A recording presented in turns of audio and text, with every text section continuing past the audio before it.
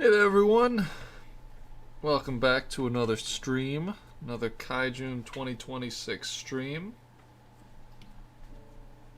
Diving right in today with day 11's illustration. If you were here yesterday, you saw me working on day 9 and day 10. I finished day 10 off stream. This was the final product here. Pretty happy with it. You guys watched me yesterday and sort of my process and a couple of different iterations of this design that we went over, went through, changed, undid. But I think the final result is pretty cool. I changed the colors a lot from yesterday. I was doing like a hue shifter while I was still figuring out colors, and I ended up with going back to a kind of a blue and red color scheme, but making the red a little bit pinker, and adding this kind of yellow in the teeth that I think looks really cool. It's almost like it's almost got like a punk vibe to it a little bit, which I think looks pretty cool, kind of unique. Because I feel like the design in general is not entirely unique, kind of just giant sea monster, kind of run-of-the-mill giant monster kind of thing. But I feel like the colors add a lot to making it feel a little bit more original. So that was yesterday, although it is tomorrow's prompt. And today, we are working on day 11, the prompt for which is Psychic. And I'm doing another... Now, I was going to say automaton for this one, but this one actually isn't an automaton. This is an important lore moment. As you can see here, it is, in fact, being piloted, if you will, by a human. So this is the first non-kaiju design that I've done so far this month that is not an automaton, and that's going to come up in the lore, and there's going to be some significance to that. This is also a symmetry tool moment, a drawing assist symmetry tool moment. I try to be sparing with these, but they are really, sometimes I feel like I want to use a symmetry tool because I find it fun and it saves a lot of time, but it doesn't always work. It's not always. I feel like specifically it works well for the machine designs because machines have a level of symmetry to them, and also because I'm doing this kind of like Art Deco inspired aesthetic with a lot of the machinery designs.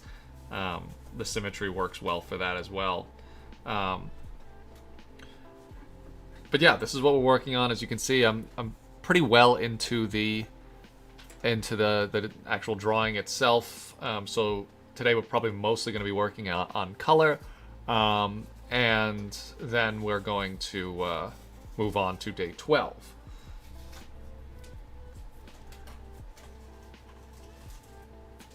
And if you're joining for the first time, Kaijune 2026 is a month-long drawing challenge where I design a kaiju or giant robot every day for the entire month. Each day is a different prompt off of a prompt list. Single word prompts. So as I said, the prompt for today's illustration is Psychic, which is pretty open-ended.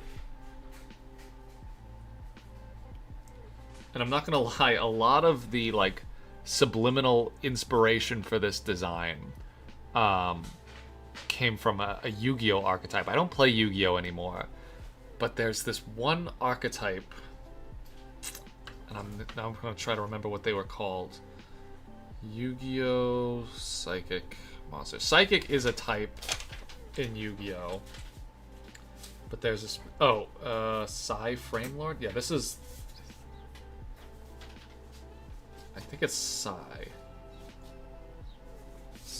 Yu-Gi-Oh. Yeah, these guys.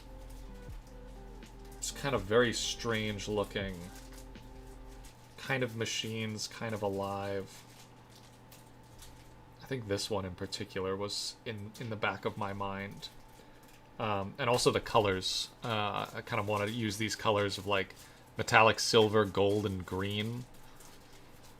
And also, actually, now that I'm looking at it, it also kind of reminds me of Sphene from Final Fantasy XIV.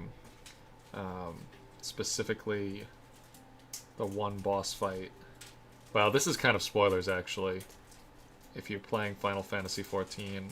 Maybe I won't show that, actually, because that's spoilers. I don't know if anyone's playing through Final Fantasy XIV. But that's kind of spoilers, actually. So I won't show that. But it's kind of another subliminal inspiration. Deltarune Chapter 5 comes out in 2 months. That's awesome. I have never played Deltarune, but I am excited for you.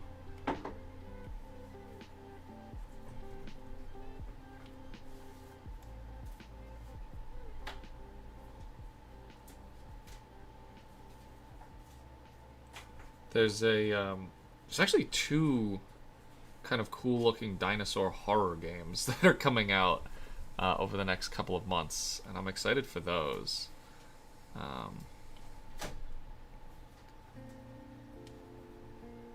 I've been thinking about streaming horror games on this channel, just because I love playing horror games, and they're kind of more fun if there's someone watching you play. But also, like, I don't know if I'm built to be a video game streamer. I don't think I would ever read the chat. I think I'd be too busy playing the game. Maybe I'll just upload playthroughs of games that I'm playing. I need a third channel. Yeah, we'll make, I don't know, what's a good name for a... Screamjectively, yeah, my horror games playthrough channel. Actually, what I should do is just make a third channel, but not have it connected to Subjectively at all. And just... Yeah, Stealthjectively. Except I don't call it that. And it's just called, like... Happy Jack. Happy Jack plays scary games. Is that too long? Happy Jack.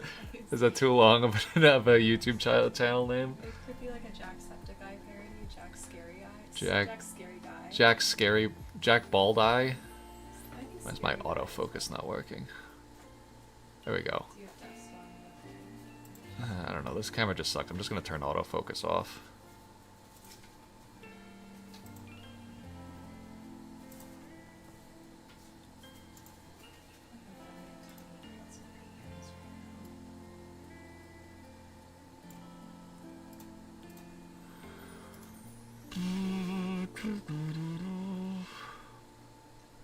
Did I finish the Robot Milk game?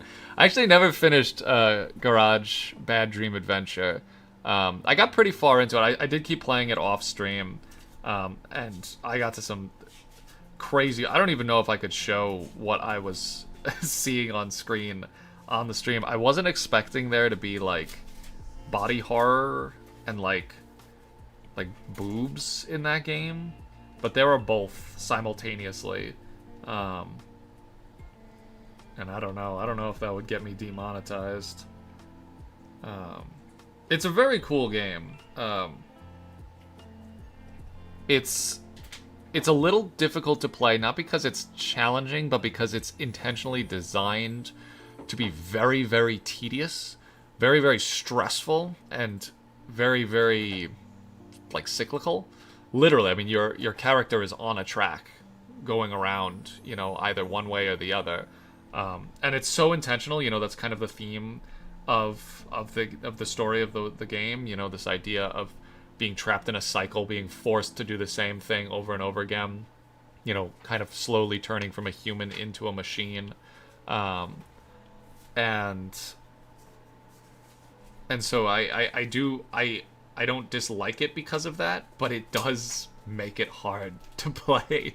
It's not the kind of game where you're like, oh, fuck yeah, I beat the boss, I can't wait to fight the next one. It's more like, okay, I need to figure out where to go before I run out of psyche and go insane and die and have to do this all over again. even saving the game, like if you want to save the game, you have to move your character to the save spot and manually save the game. So like, even if you're attempting to like be like, okay, I might die here, let me save so I can reset it. You have to save in one specific location, so you can't just like save reset spam to clear through a difficult part of the game. But it is a very cool game.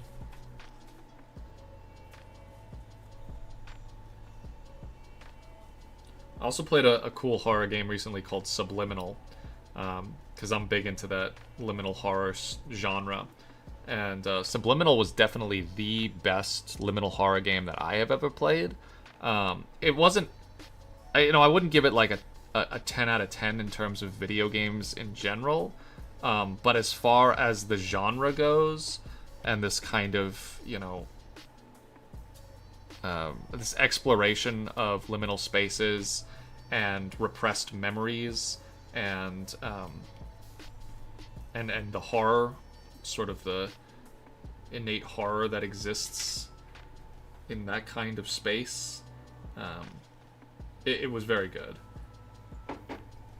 And like I was saying, like, there aren't a lot of games like the liminal horror space has kind of been dominated by like kind of slop games, like Backrooms, Roblox games, and they're kind of fun, but it's like, you're just in the back room, and then like, that Obama JPEG starts chasing you, and it's like, okay, this isn't really a game. This is more like noise. This is just lights and sounds. But Subliminal did a good job kind of taking that kind of imagery, that those visuals, and using it to tell a kind of, or it wasn't quite a story. It was more like exploring a concept of repressed memories, which I liked and I thought was appropriate for that setting.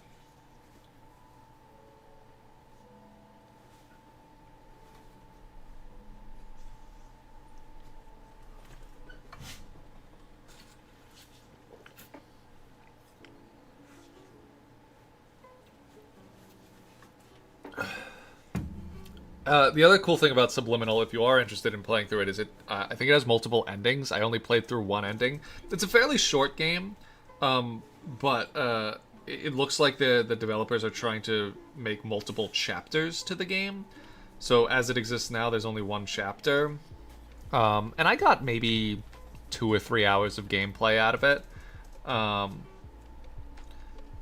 Maybe even longer than that.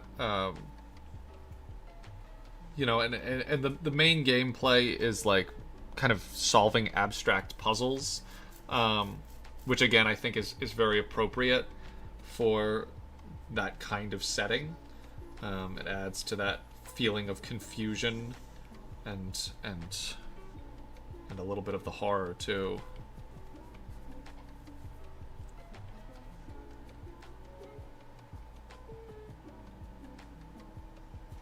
So I would recommend it. It's cheap too. I think it was only like $10. There's another game, another horror game that looks very interesting called... Oh, now I can't remember what it's called. Psych something. Hold on, let me see. I have it wish listed. I have a bunch of different horror games wish listed on my Steam right now. Psychosis.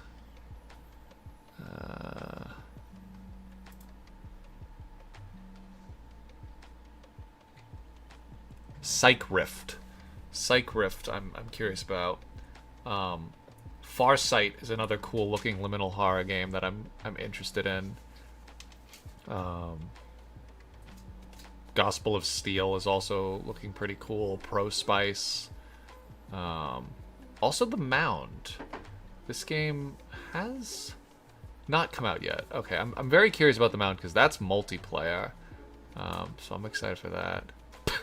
I also have on my wish list Lord of the Rings War in the North. I don't remember putting this on my. Oh, wait a minute. This looks awesome. It's co-op? This came out in 2011. Oh, this came out like right before Skyrim. Oh no. That's really funny. This literally came out like 9 days before Skyrim did. That must have sucked. Oh, okay. I'm seeing this. I'm on the Steam store for Lord of the Rings War in the North, and it just says, notice, Lord of the Rings War in the North is no longer available on the Steam store. So I guess I'll take that off my wish list. Damn, rip. Rip Lord of the Rings War of the North.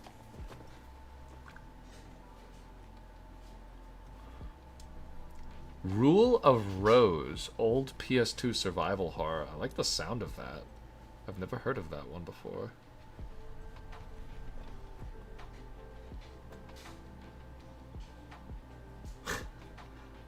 Okay, yeah, this is looking pretty awesome. Is this like one of those super unintuitive Japanese horror games where like the gameplay is really fucking confusing?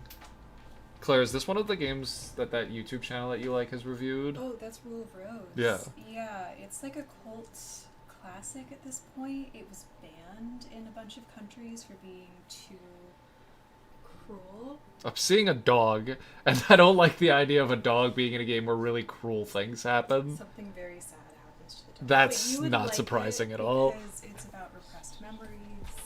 It's No, I'm very curious. carefully crafted story. The dog helps you through like the entire game. There's a lot of mechanics revolving around getting the dog to trust you. It's interesting. There aren't very many copies left in the world because they were destroyed after the ban. That's crazy. It's not like obscene. It's not like insanely violent or anything. It's just like it's a psychological horror. Yeah. I mean, there are some. I mean, in the United States at least, there's some pretty weird and strict, morality. I don't know why this one was banned specifically, because it's really not worse than other horror games that came out at the time.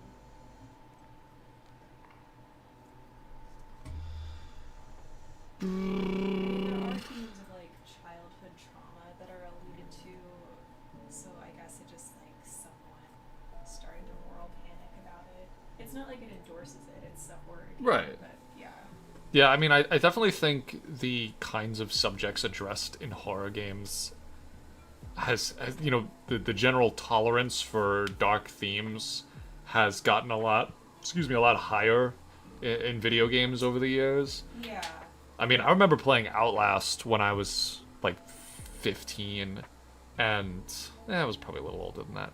But like that game is like a lot of really heavy themes, a lot of really dark, very uncomfortable imagery, and that's. I would say Outlast is more vulgar than Rule of Rose, but Rule of Rose does have very dark themes. But it's about like the cycle of abuse and childhood trauma. Yeah, no, that sounds interesting. Repressed memories. I like horror games that are not just scary for the sake of being scary. I like horror games that use terrifying imagery to tell an interesting story. Which is also how I feel about horror movies, too. Like, I don't like slashers, per se. I'm not saying there aren't slashers that have interesting stories. I don't really know if there are. I just don't really like excessive gore. Would you consider Scream a slasher? I think Scream is a quintessential slasher. Scream is the only one I like, I think. And Scream 2. Scream is probably one of the quintessential slasher movies. I do think slashers Ah. have a very interesting place in pop culture. And that's a very genre-aware one, also. Yeah. Which I think helps.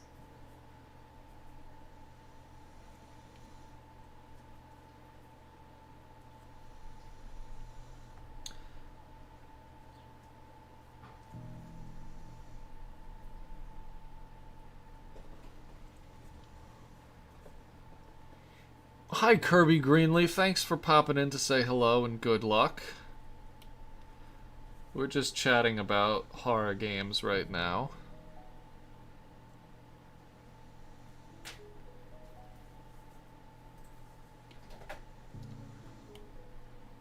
Layers of Fear.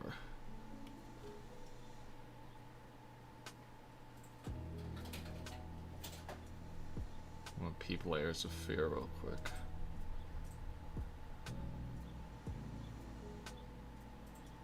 Oh, this looks like a newer game. I gotta say, I don't always love hyperrealism in video games, but I do think one of the most appropriate places for it is in horror. Because I think using hyperrealism and then subverting hyperrealism can make for some really terrifying experiences. This looks... Just going off of images. The thing is, I don't want to like know anything about it. I love going into horror games like completely, completely unprepared for what might be happening. I kind of just go off of imagery and see. I love this. This is an awesome screenshot here. I love this like turn of the century era, 1910, 1920s mansion, sort of overgrown. Yeah, this looks super cool, actually. Is this on Steam? I might wishlist this bad boy.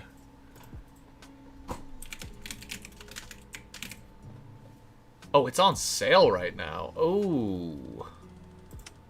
That is tempting. 12 buckaroonskis? Oh, I can buy for 14 buckaroonskis. I can get the concept art book, too. Ooh, that is tempting. I'm going to have to very much consider that.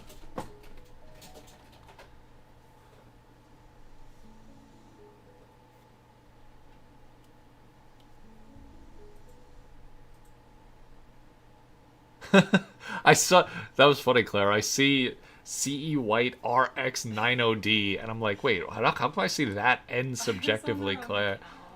I thought this would be better than like sounding like. Yop on the chat, Claire. I'm in the chat. That's what I'm saying. I'm in Yop the it. chat twice. With your awesome That's Whimsicott profile picture. Yeah, maybe I don't use that account, so I'm going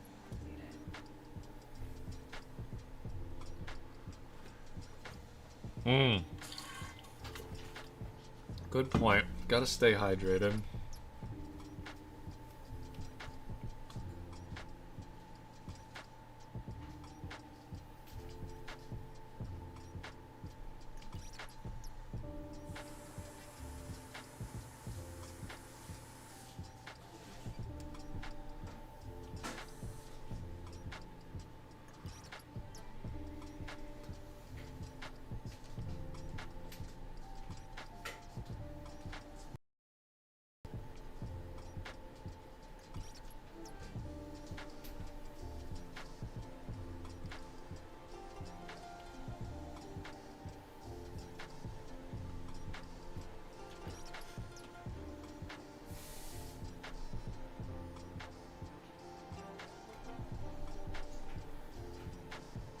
I'd say one of the best horror games I ever played was Soma,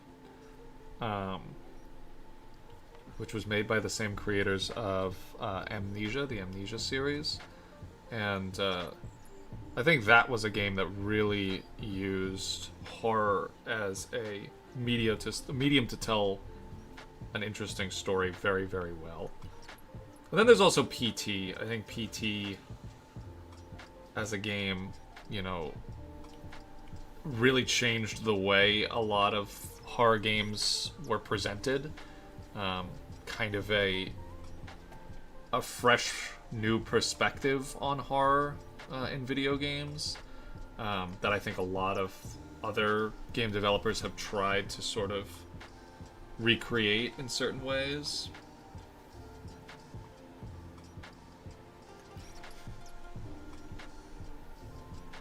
With some success. I've talked on this stream before about a game called Visage, which, by the creator's own admission, is a spiritual successor to PT.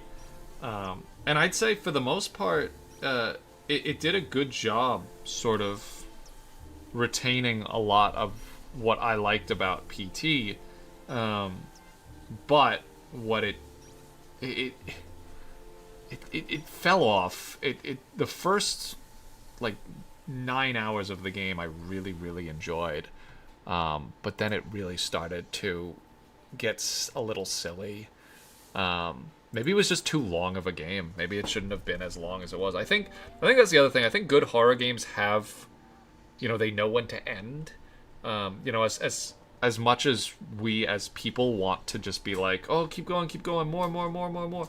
Sometimes it's better to have a horror game that just ends, because sometimes the longer it goes on, the less the horror actually affects us. So a lot of what makes something scary is not understanding it. And when a game goes on for too long and they don't do enough to continue to make you feel confused and lost and scared, it's just like, this often happens in video games like that, where it's like you get stuck on a certain point and the monster just keeps killing you over and over again. And at a certain point, you're not scared anymore. You're just frustrated.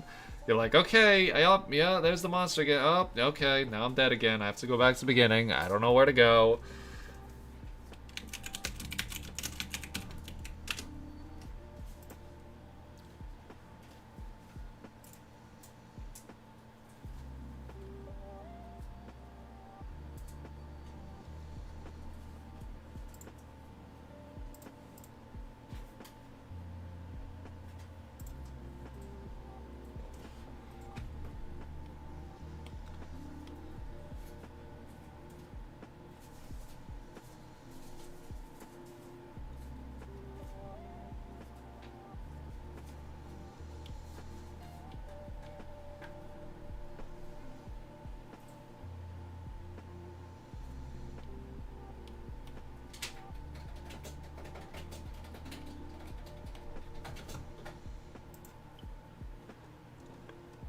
Excuse me. Dredge is very good. I never finished Dredge, but I love how different that is from a lot of horror games. That's a game that really is kind of a slow burn horror game. The horror, it's not like jump scares and, something chasing you down a hallway. It's like this growing sense of dread and uncomfortableness that I think is very effective. And it's pretty too. Like, a lot of horror games are, intentionally kind of ugly, because, that tends to contribute to that sense of fear. And like a lot about Dredge is kind of weird and gross and uncomfortable, but a lot of it is weirdly beautiful. Like just the environment, like the overworld. I love how it's stylized. And then even like the artwork for the fish, like the weird, like gross mutated fish, is weirdly beautiful. The character art actually really reminds me of concept art from Dishonored, which is a great game. It's not really a horror game, but it does have a lot of horror elements to it. And some beautiful concept art from Dishonored. Some of my favorite concept art from any video game.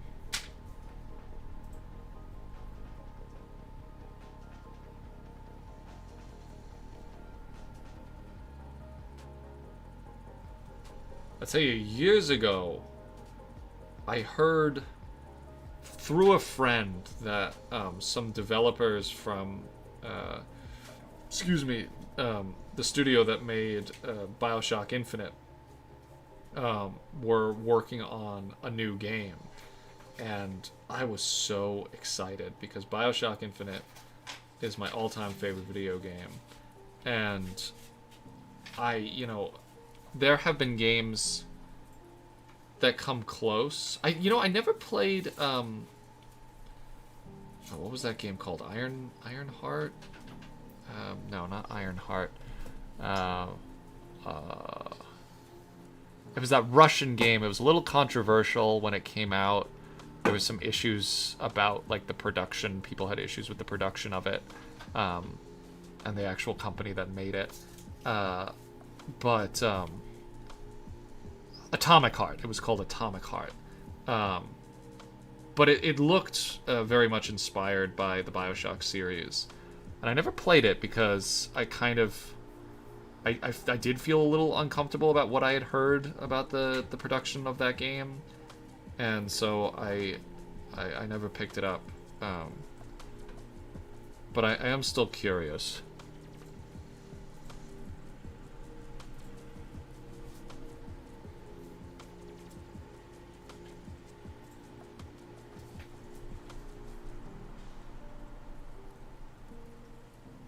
Yes, with the metal ballerinas. That was the one of the things that one of the problems that people had with it was that they were kind of fetishizing lesbian sexuality while also sort of condoning the very homophobic policies of the current Russian political climate. Which is like, I don't know, it's definitely something to be aware of. But I also, I don't know if that was like the intent of the creators behind the game. But I did kind of agree with it, seeing it. I was like, oh yeah, no, this is definitely supposed to be very sexy, and they showed it in so many trailers. The sexy, like when you think about it, that's what you think about. You think about the sexy metal ballerinas, and it's just kind of an interesting clash between how they are representing homosexuality as this sort of like literally faceless selling point, as exciting as like blowing something up or shooting something, but not really acknowledging it as a real world controversial issue.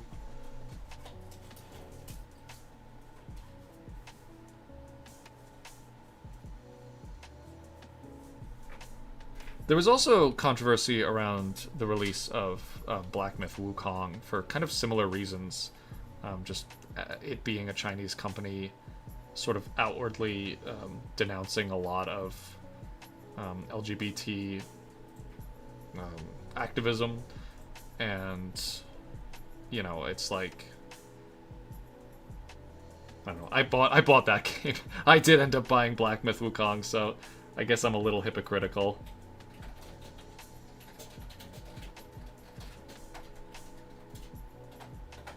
Black Myth Wukong was hard. I still haven't beaten it. I've never beat it. There's a lot of games that I have unfinished.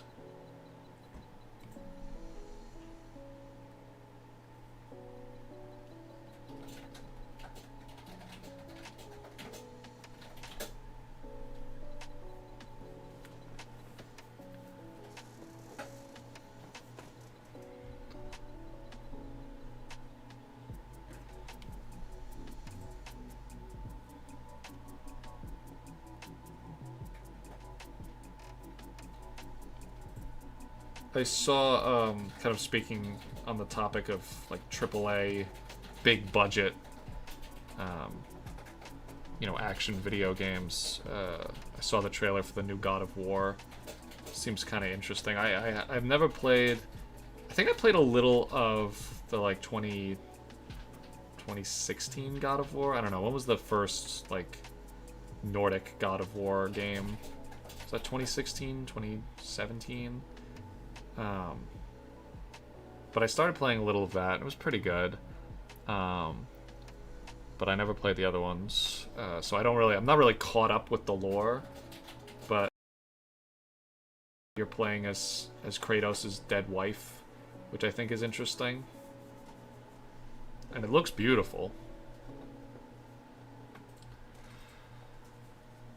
Oh, Lies of P. No, I never played Lies of P. I'm curious about Lies of P. That's another very beautiful game, another kind of very realistic looking game. It's a Souls-like, right? It kind of plays like a Dark Souls, Bloodborne, FromSoft type game. Seems interesting.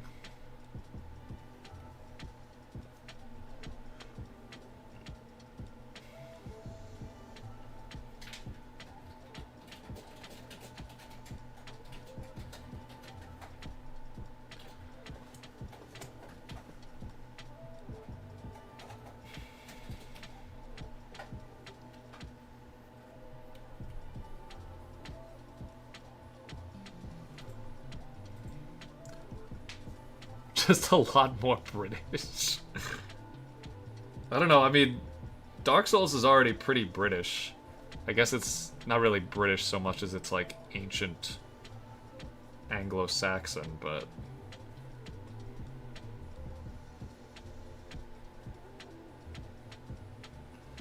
Also, isn't Pinocchio Italian?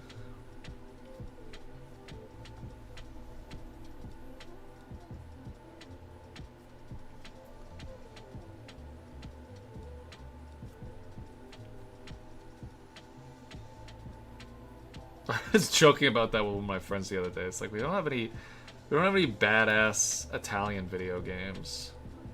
Actually, that's not true. Wait, first of all, Mario. Second of all, Assassin's Creed.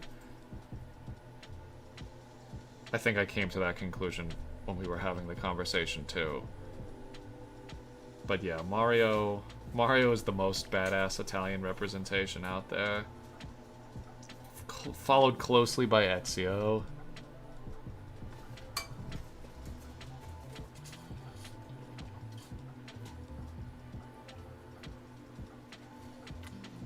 Oh yeah, I think I saw a trailer for that Rayman game. They're also going for that like hyper-rendered, very realistic looking like texture. Like it, you know, it's still Rayman. Like the characters are still like detached and floaty, but it's also still like weirdly like all of the textures and lighting are like hyper-realistic. I always just think about those memes where it's like this is what video game graphics will look like in 2012. It's just reality. I don't even know if people still like get that hyped about hyper realistic graphics anymore. I feel like we've gotten to the point where it's not even that exciting. You know, to see a game with hyper realistic graphics, it's just kind of par for the course. At least that's how I feel about it. Like, I think, again, like I was talking about, like, hyperrealism can be used in very interesting ways in video games. I do think sometimes developers want their games to look realistic, not because they feel like it's going to help contribute to the game's world or story or overall themes, and more just because, like, it is exciting for investors and for players. But like a game like The Last of Us, I think really benefits from being, you know, having this sort of hyper-realistic setting because it's a very real story, you know, other than the zombies. But you know, in general, the story is about you know, trust and relationships and love and those are all very real themes. And I think setting it in a very real setting helps contribute to those themes.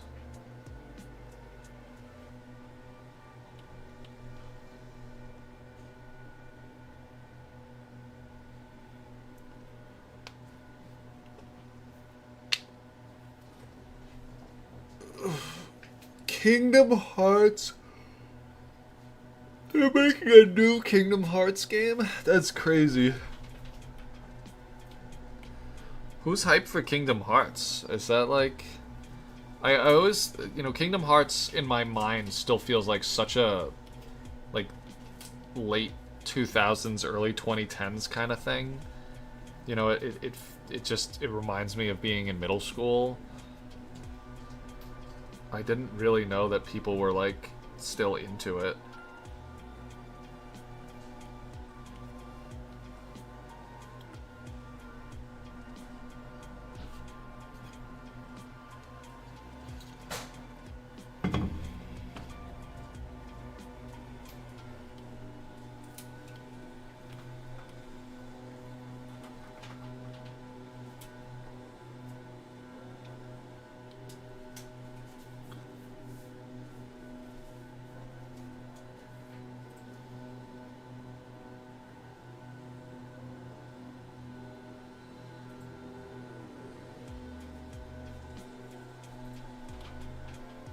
Whoops, idiot.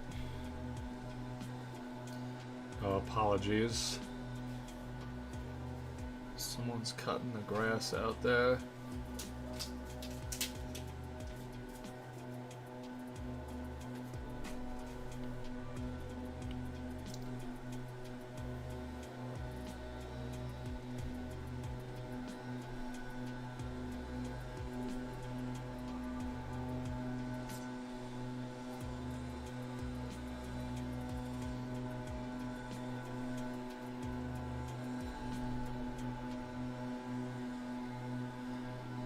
Let me know if that gets too annoying, and I'll just mute until the lawn mowing is complete.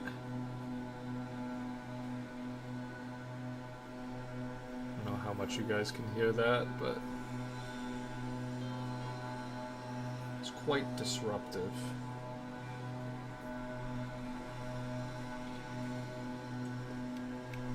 Ah!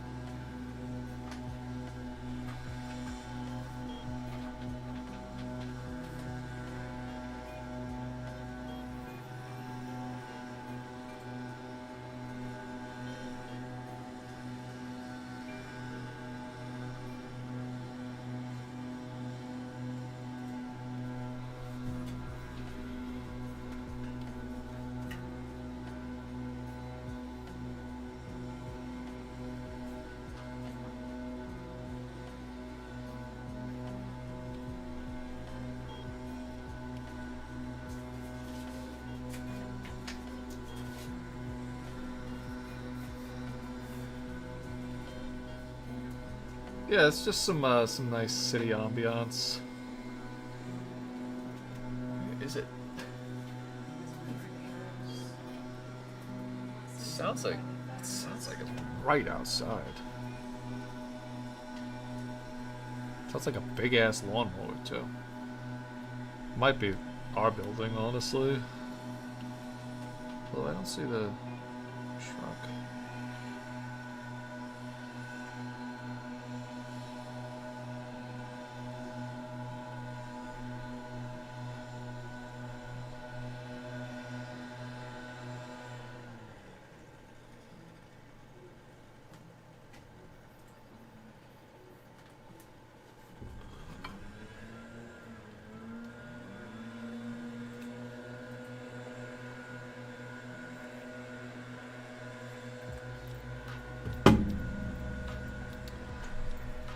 Looks like Mundo fights like Bane.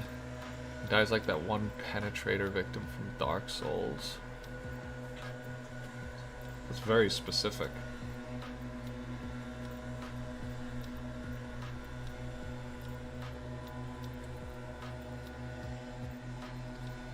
Oh, it's like a Frankenstein kind of thing.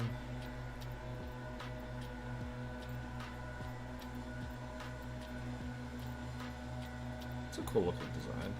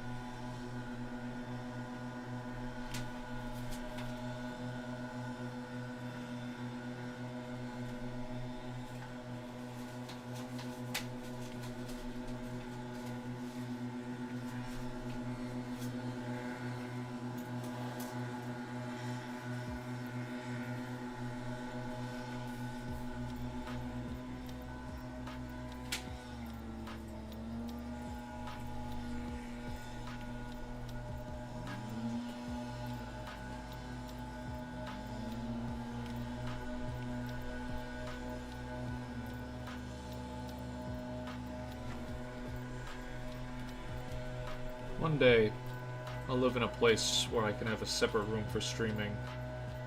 It's not... That's not right by a window. And I won't have to worry about what's going on outside.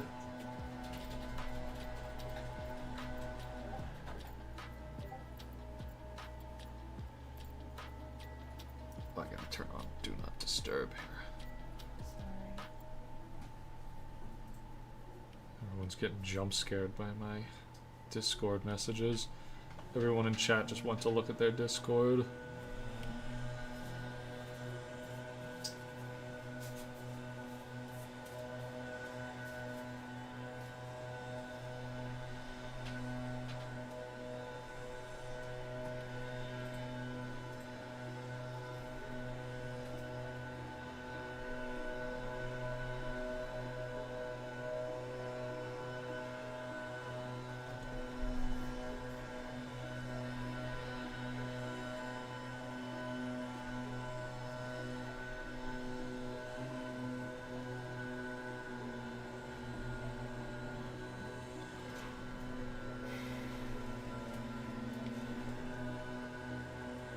Alright, so just about done with lines here, and then we can start moving on to color.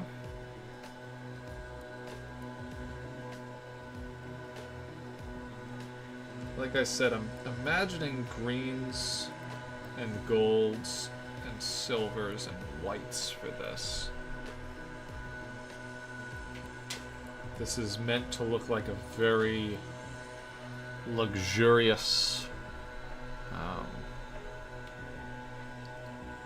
very extravagant consumer item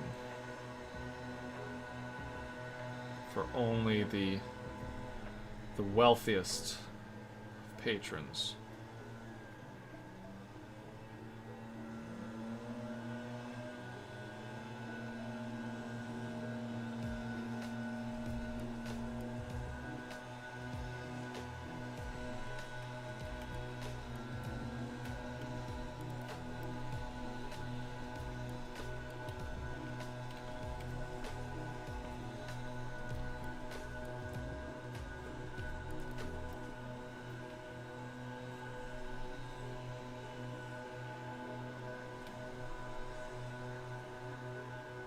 I was talking a little bit yesterday about my process for this challenge and these illustrations that I'm doing during these challenges, and some tips and tricks that I have to work a little bit faster. And I've sort of been trying to figure that out myself. I've developed a lot of tricks over the years doing these challenges. The problem is that as I improve as an illustrator, my standards for my own work have sort of gone up, which is a good thing, but it does make me feel like I'm not as willing to be like, okay, this looks good, I'm done, I'm happy with this, as I have been in the past. So I have to kind of figure out ways that I can move quickly through an illustration and be happy with it, but still not spend too much time on it. Be mindful of my time so that I can complete multiple illustrations throughout the month. And some of those techniques have helped me with other projects too that I don't have as strict deadlines on. Excuse me. And one of the things I've been thinking about is like how much time I spend on things like line work, and if I should move on from line work without really like cleaning it up. And I was talking a little bit yesterday about how there's this sort of middle ground of having enough information for you to move on to the next phase of your illustration without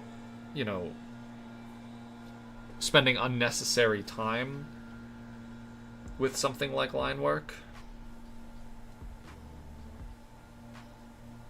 Because a lot of what I want to convey with my illustration, shape and weight and texture, a lot of that can be done in the painting stage and the color rendering stage. And sometimes trying to spend a lot of time doing that in the line mark stage is just, it's kind of a waste of time. But also, as I've found, if you don't spend enough time figuring out things like shape and the actual structure and anatomy of what it is that you're illustrating, when you get to the color phase, you might end up being a little bit confused. So, I think the best example of that is this one, where I was talking about kind of fudging the actual machinery that made up the design. So like this was as far as I got in the lines before I went on to rendering, color and light and everything like that. And it's like, it looks fine, but it's sloppy. And I think that there are a couple of ways that I realized I can get around making drawing machinery, without kind of having to fudge it that much. And one of the ways that I figured out was just change up the anatomy a little bit so that there are more parts of the anatomy that don't have intricate machinery in it. Like this one, there's just... This is like, plates that are secured over the actual machinery, and then like the intricate, wires and plates and gears and everything else happen kind of underneath all of that, and it just pops up in a couple different places. But I could still spend enough time, cleaning those up and rendering them, even if they don't make sense, from a engineering standpoint. They still look sensical. They still look like, if you look at them, you'd say, oh yeah, no, that makes sense. As long as you're not an actual engineer, I suppose. But this thing wouldn't exist in actual engineering, so there you go. Also, when you're sketching machinery, for me, I think it really helps to consider it like a living thing, with muscles and skin while you're sketching. And then kind of, instead of adding in muscles and skin, you just add in mechanical parts, gears and joints and levers and pulleys and tubes.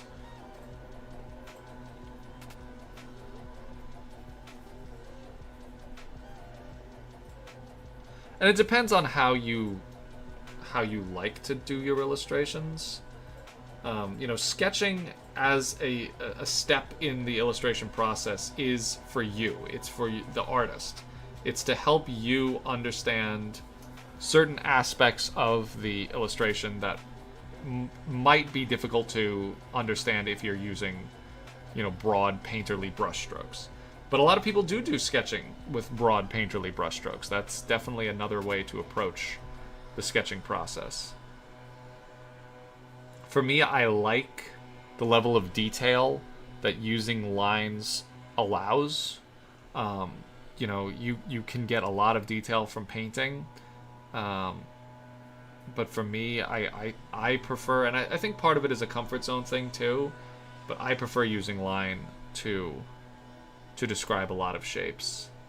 But I like to work in tangent. I like to use line and color together.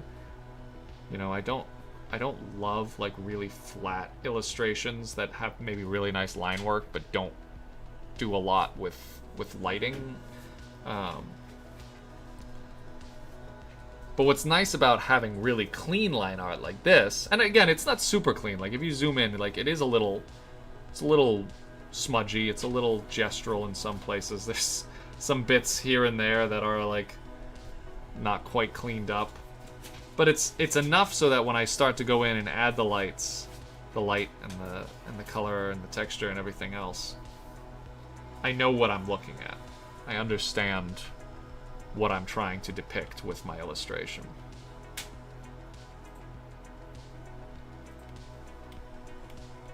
So now what I'm going to do, turn Drawing Assist back on for most of this. And I'm just going to fill in just with a solid chunk of color. And we're going to work into that.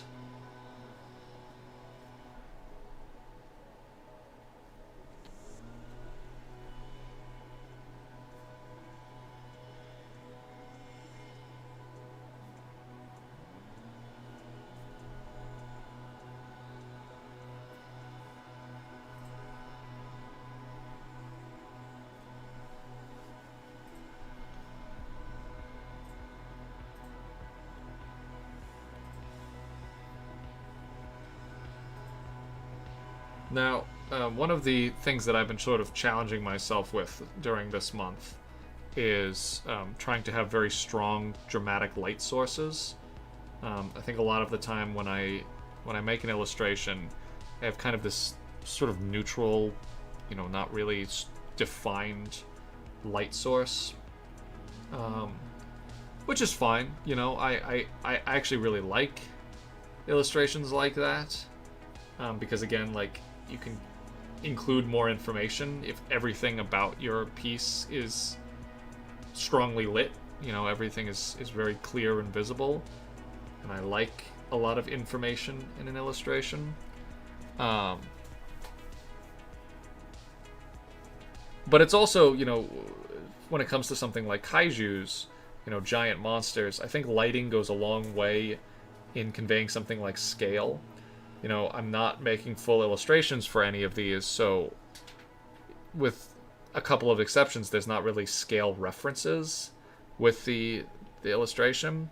And I could probably just, like, some people have asked me to, like, put like a little human for reference in some of these, but, like, I don't know. I think that just looks a little silly. Oh, we're not perfectly symmetrical over here. I gotta do this. Oops. Do this like this.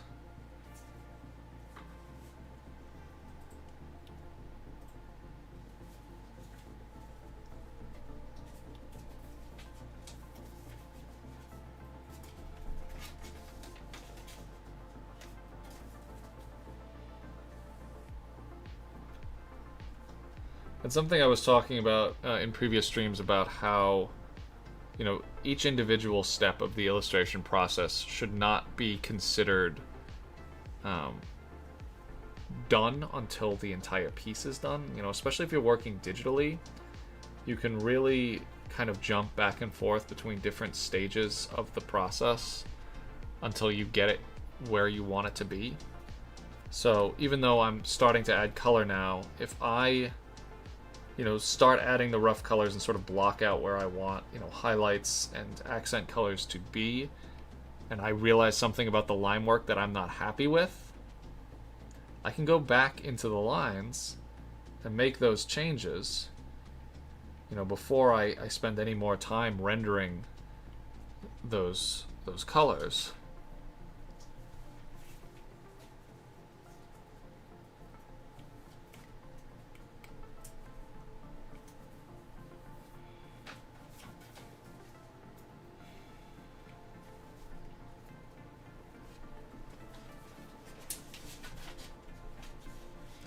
Yeah, well, so this is an exception to that. This is the human inside the actual mech is part of the illustration, but it does also give scale for context. And same thing with the the illustration I did for yesterday. That I did yesterday for tomorrow's prompt for day 10. I also included a whale as part of the illustration. So, like, if there are ways that I can figure out how to incorporate a human for scale other than just, like, a silhouette next to it, I would like to do that.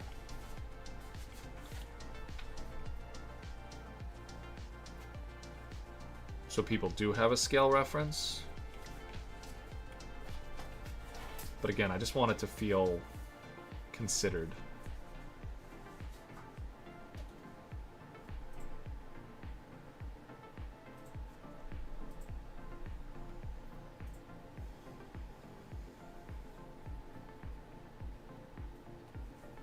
I was saying how in the Kaijune drawing challenge that I did years ago, I had like a separate slide that I made for every illustration that had like a scale reference on it, and that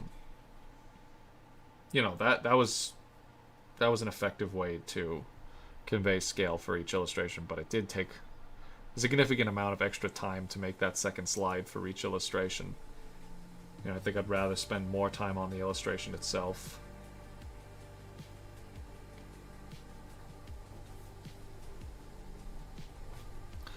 Grab our background here.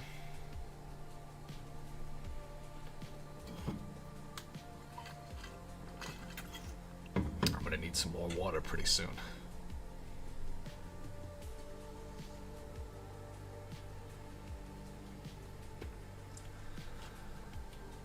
Just clean up some of that color.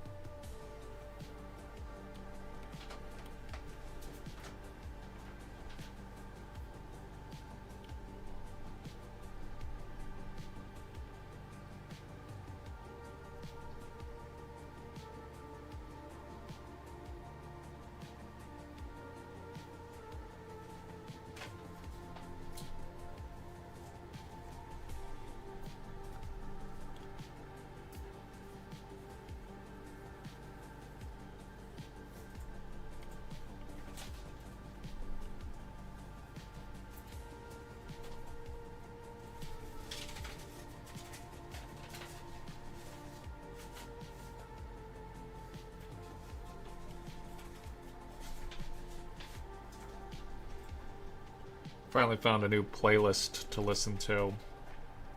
I just remembered that League of Legends actually released a while ago a couple of different creator-safe playlists that actually have some really nice tunes. And I used to use them a lot in our videos, and I kind of forgot about them, but it's a great thing to have on during a stream.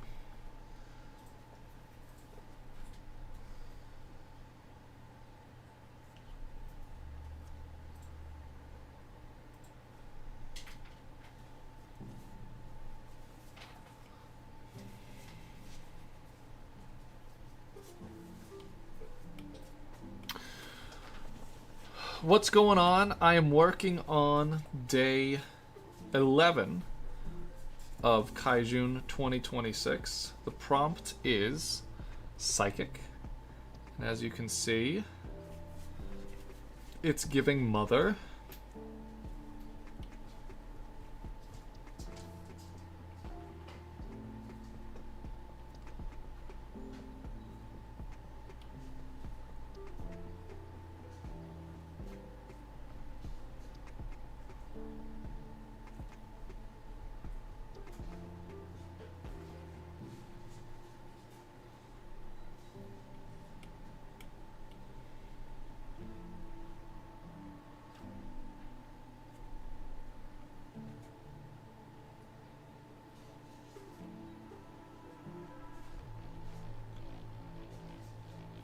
This track is crazy, actually. The bass right now. If anyone's watching the stream on with a sweet ass audio hookup, big ass bass speakers, it's going crazy.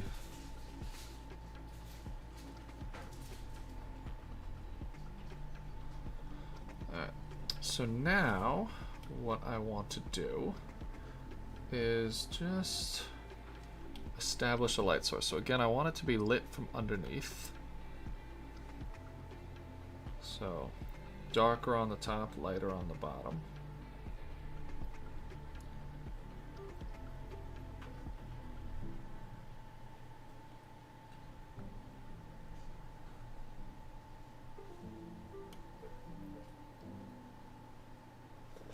And I want some nice gold highlights. So those would actually be, I should say, gold accent colors. So like this bit is all gold. I don't know, it should be darker because it's dark up here. And I'm not using the symmetry tool for this part of the illustration process.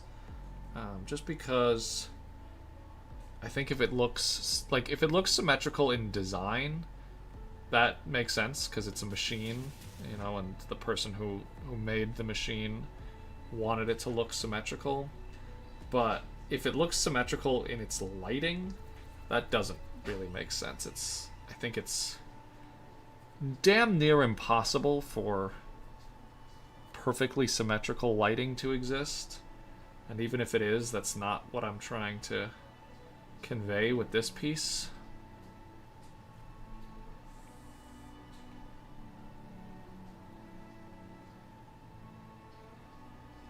I think that would just kind of look incorrect and uncanny. So this would all be... I want these bits to be gold.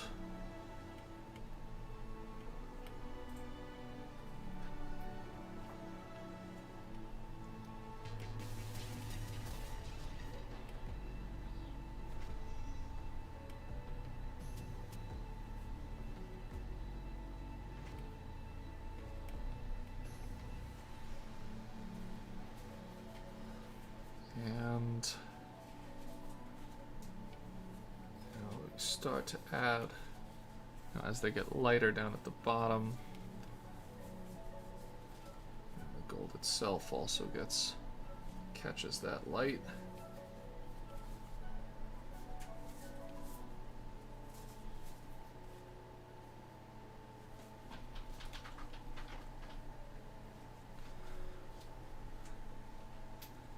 This gold down here, still be a little bit darker though. Like that.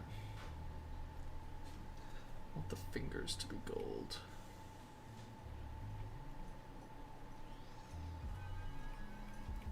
That bit to be gold as well.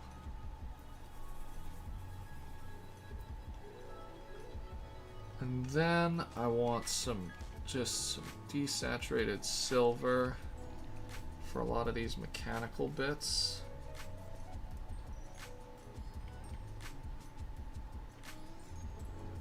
These joints and hinges and stuff. I want to be silver. That. All these like connector bits.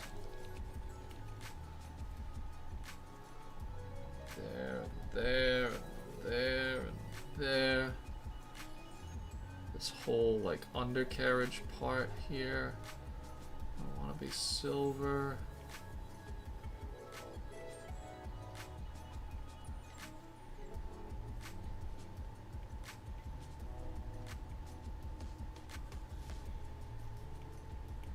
All up in here, I want to be silver. Actually no, I want that to be that white. This is silver though, this is all machinery here.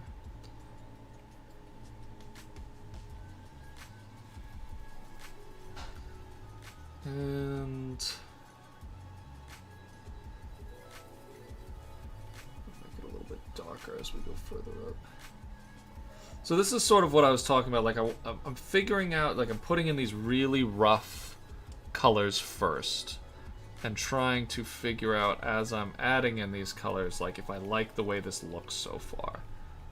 Because if I don't, I can still change it. You know, there's still time to change or add things without getting too far into it and then realizing that I don't like it. Other thing I want to add is some nice green accents. So like this stasis chamber on the belly. It's going to be green.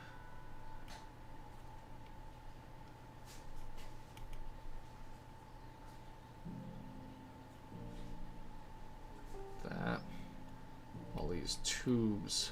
And now the green is luminous. The green is creating its own light. So it's not affected by the overall lighting source in the same way that the rest of it is.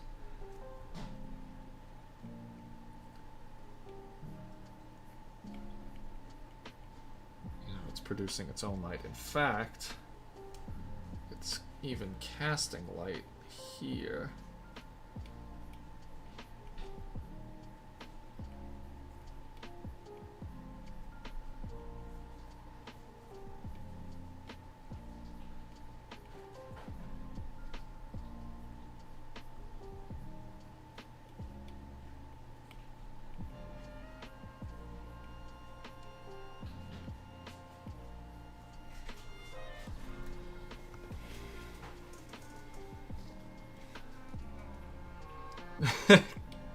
have fun touching grass.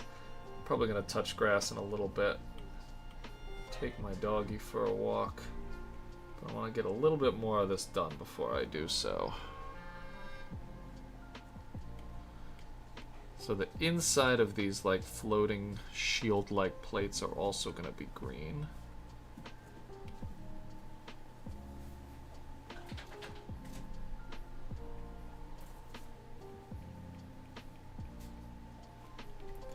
Maybe it gets a little bit bluer and darker as we go further back.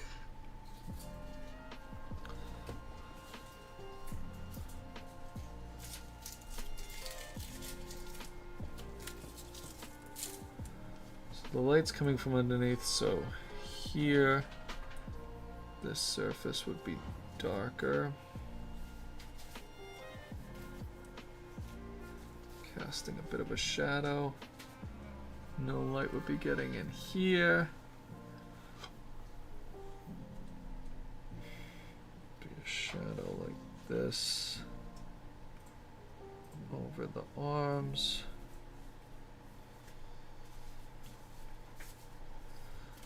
That. A little darker around the edges here.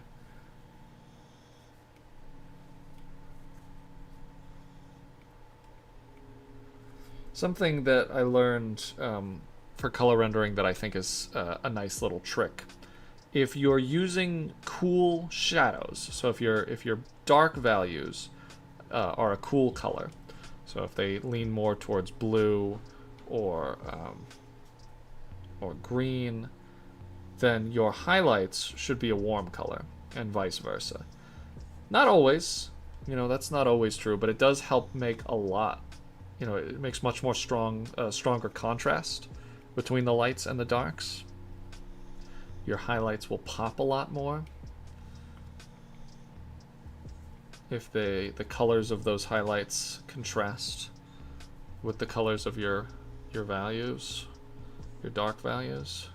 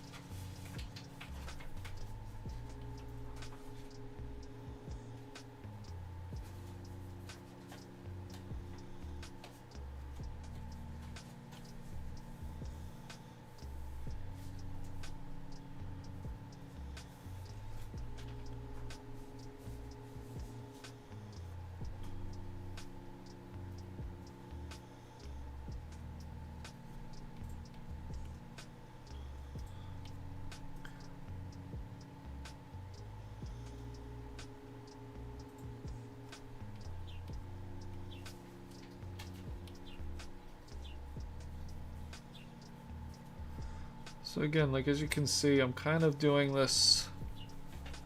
It's a little messy. Saving the cleanup to like the very last part of the process, but what I want to do is just be able to, as the artist, as the illustrator making this piece, understand where my colors are, where my highlights are, where my shadows are, before I go in and add any details. Because when you're looking at a piece and it's done, and you zoom out, you notice all these things that you might not notice while you're super focused, zoomed in, working on these tiny little details. So it really helps to get those things figured out, those more macro decisions. It helps to figure those out earlier on in your process, and then work into the details.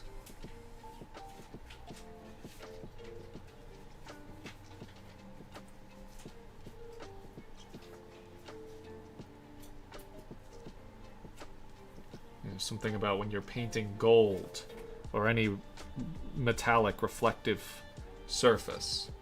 It's catching light from multiple different sources.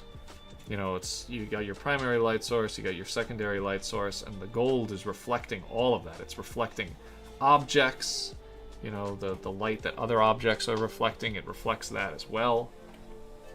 And so if you really want to create that metallic feeling, you have to capture all of those different light sources.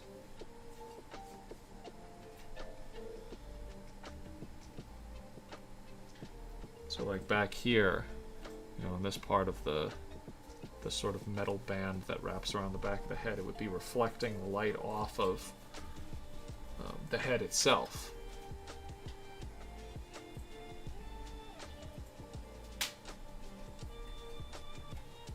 And there's green light coming from the backs of these shields, so it would be catching that as well.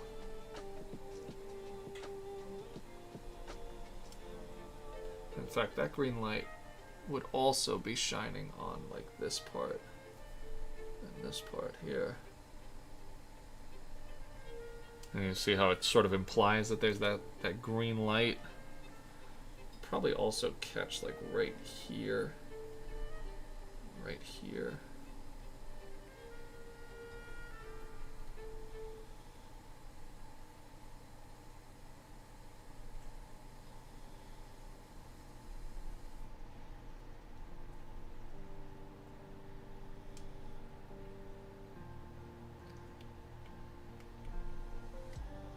And up on the top here it would be very dark.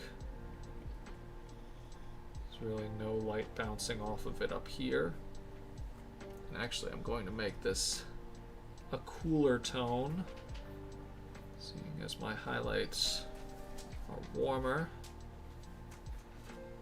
So that makes it pop a little bit more.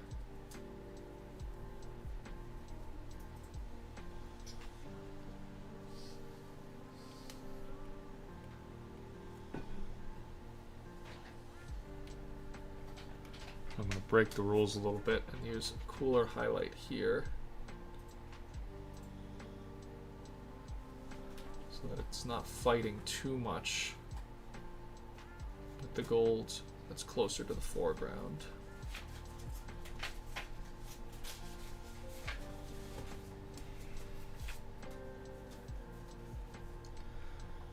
These gold parts here and have a cast shadow from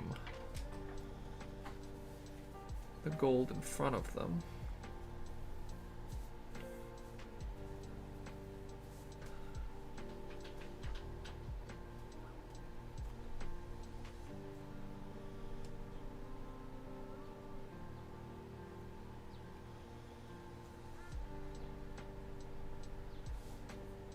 Same cast shadow. Here, here.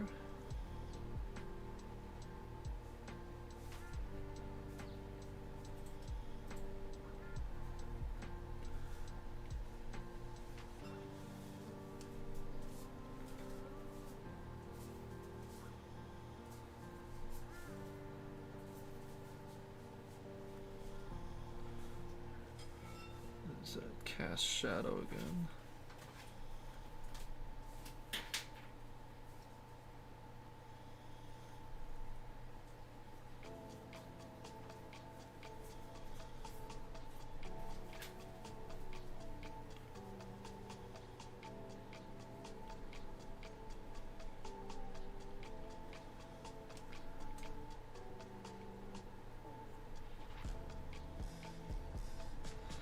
Alright, so now we're getting that kind of sense of shininess, metallic reflections.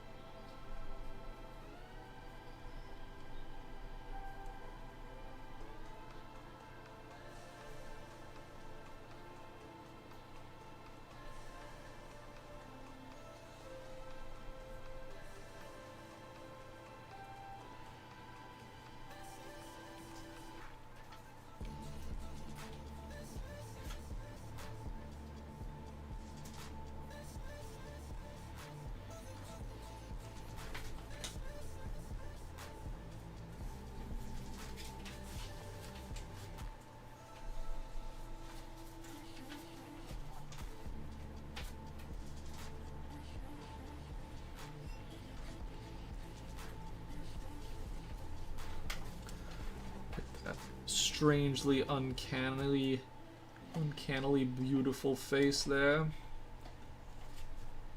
So beautiful that it's kind of creepy. Those are the vibes that we're going for with that. A little bit of darkness underneath the chin here. Make that pop a little bit more. You know, this part of the character is mostly in shadow, so there's not going to be as much contrast up here. We don't want this to look like there's a lot of light actually playing off of the surface, but we can still put in a little bit of contrast. Most of that happens with color rather than value.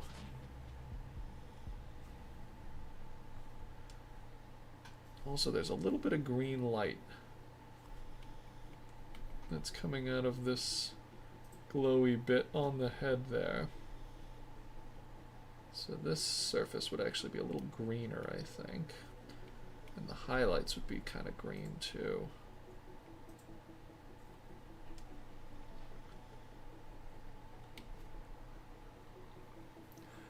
Glad you like the playlist. Yeah, it's really cool. If you just look up, this is called Sessions Diana. Diana as in Diana from League of Legends. And there's also Sessions Vi and Sessions Star Guardian Talia. I don't think they've made another one since those, but it was really cool. I thought that was a very cool thing for Riot to do, to make a creator-safe playlist. You know, and it's a win-win, because if you know, if you're making League of Legends content, now you have something that you can use safely in your videos. So, and you know, that benefits Riot Games. You know, people making League of Legends content is basically free advertising for Riot Games. So they want to encourage people to do that.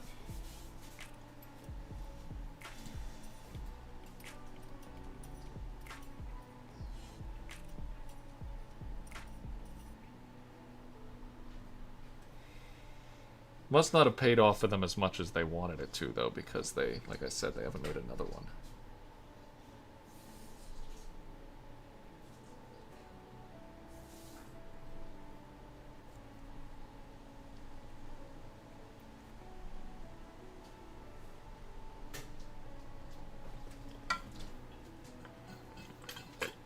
Oh, my water's dying. Water is gone. Oh, yeah, if you wouldn't mind. Thank you, my love.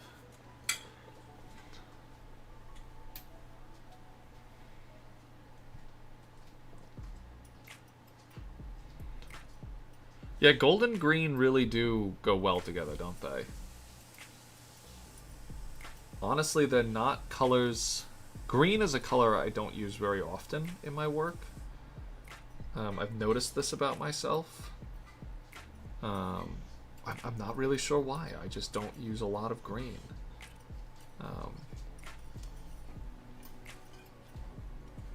You know, doing a drawing challenge like this is nice because... You know, thank you, Puff.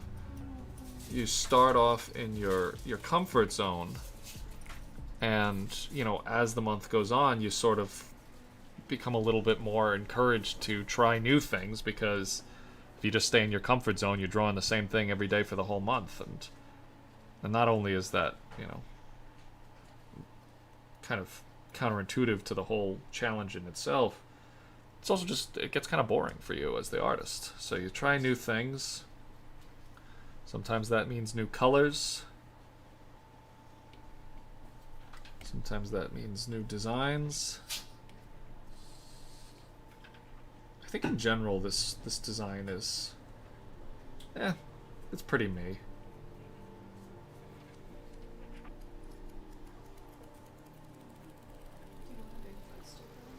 I do want a Bigfoot sticker. Claire is packing the subjectively Patreon rewards right now, and she's designed these awesome Bigfoot stickers for the monthly rewards. Got that one and this one. The nice thing about Claire making these and printing them herself is I always get a couple for my water bottle. My water bottle is like covered with our Patreon stickers, as well as other stickers. Not all of these are ours, but a lot of them are. Now I gotta find room for Bigfoot. Big chillin'. It's pretty covered.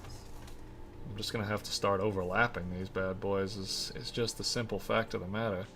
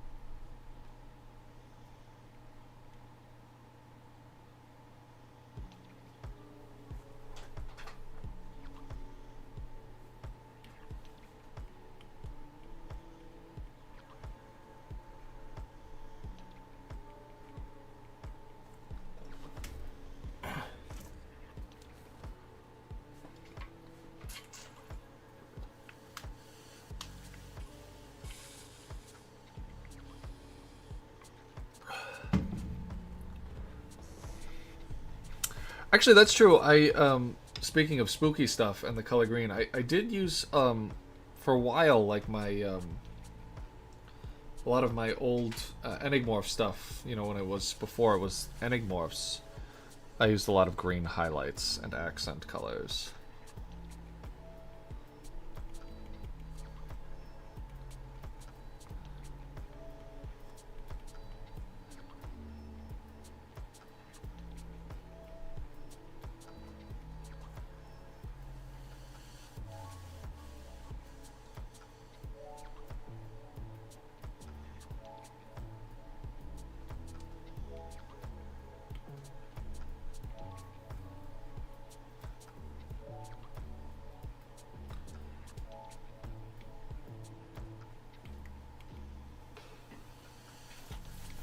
Too saturated.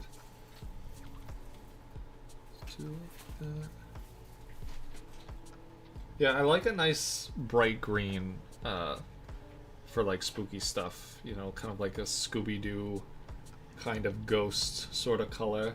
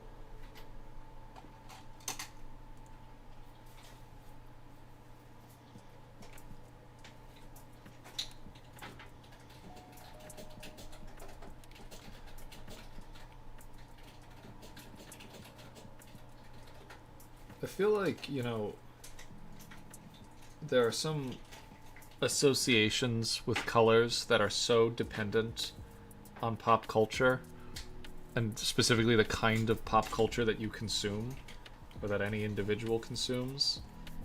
I have this conversation with my friends a lot, you know, sort of open-ended discussions about, like, what color, like, abstract elements are.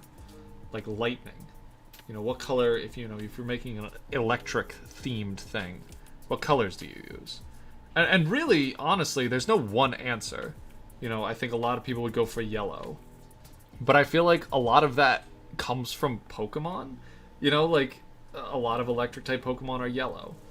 Um, and I feel like those colors initially came from like light bulbs, but like electricity itself, you know, there's no really one color. Electricity can take on many, many different colors, a whole spectrum of colors. So, you know, it's funny. I think another color that we associate with electricity is purple, which actually I think makes more sense than yellow. Because, like, yellow is like, yeah, like a light, like a, you know, a man-made light bulb. But, I don't know, purple is like lightning. Purple is like raw, you know, natural electricity raining down from the heavens. But I don't know, there's so many different, like, what color is a ghost? Is it white? Is it blue? Is it green? You know, there is no one color, but I feel like depending on what kinds of media you consume, like if you watch Scooby-Doo, I feel like, you know, green is kind of a ghostly color that they use in Scooby-Doo.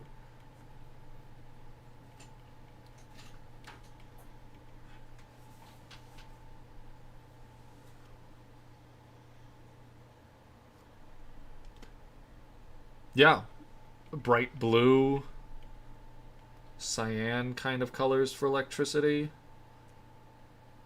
You know, because, you know, there's the discussion where it's like, well, you know, it doesn't really matter because any color can really represent something like electricity, but also, like, for the sake of communication, you know, like, depending on what you're creating, do you want to subvert how people perceive things like the color of electricity?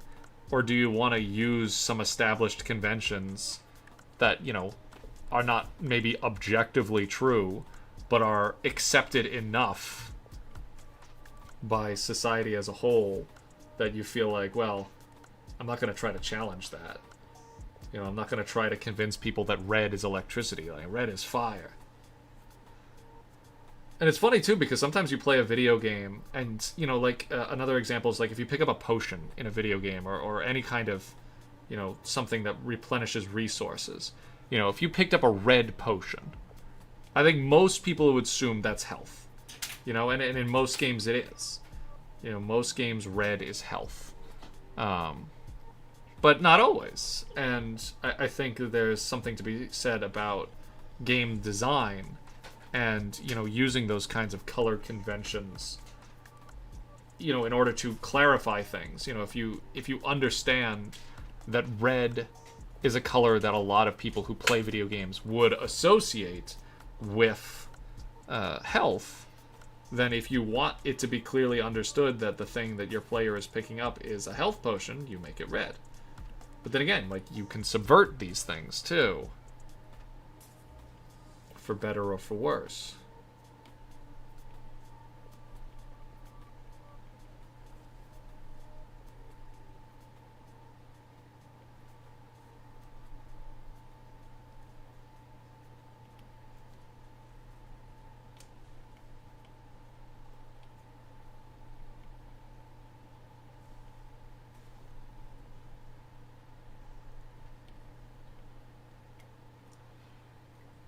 It is subjective.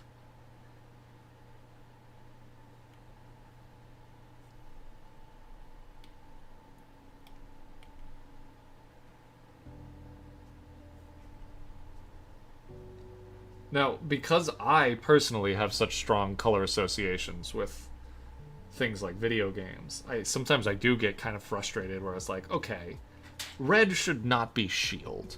You know, if I'm picking up a shield potion and it's red, like, you know, I can accept that maybe health is green.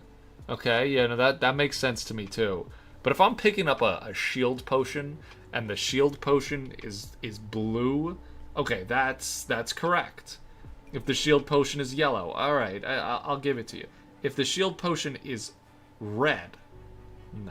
What color is a mana potion? Mana potion, I think blue. Usually you go blue for a mana. But again, like, mana doesn't have a color.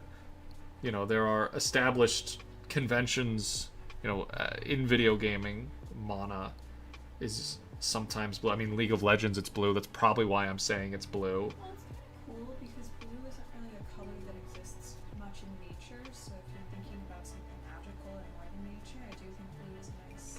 That's true. Claire's saying how, like, colors like blue are kind of uncommon in nature.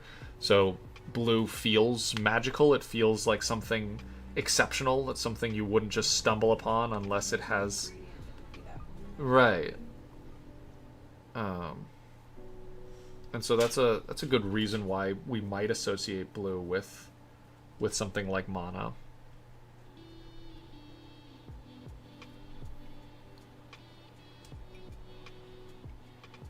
Red being attack or strength also makes sense.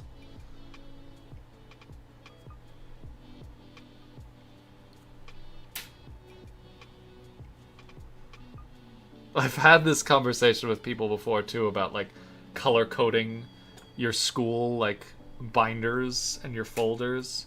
And that's always very interesting. You know, because that is really subjective. Like some people will be like, "Oh yeah, no, I also do all of my social studies as yellow." But some other people will be like, "What? No, yellow is math." Which for me is like crazy. Yellow is not math. Math is red, Jack. Math is red. Math was always red for me because I hated math. So math was always red. For me, social studies, you know, history, those were always yellow. My explanation for that was like yellowed pages, you know, ancient tomes and texts. Those are yellow. So I always made my social studies and history were yellow. English was blue because English and literature, like, those were the easiest classes for me. So I wanted a nice, cool color that was like a nice, relaxing color for English or lit or whatever you want to call it. And then, I don't know, other classes kind of filled in the miscellany. I don't remember what I used purple for. What other classes? I guess everything else is kind of like, you know, elective stuff. Maybe I used purple for my French class. Purple is for potion making. Purple is potion making, yeah.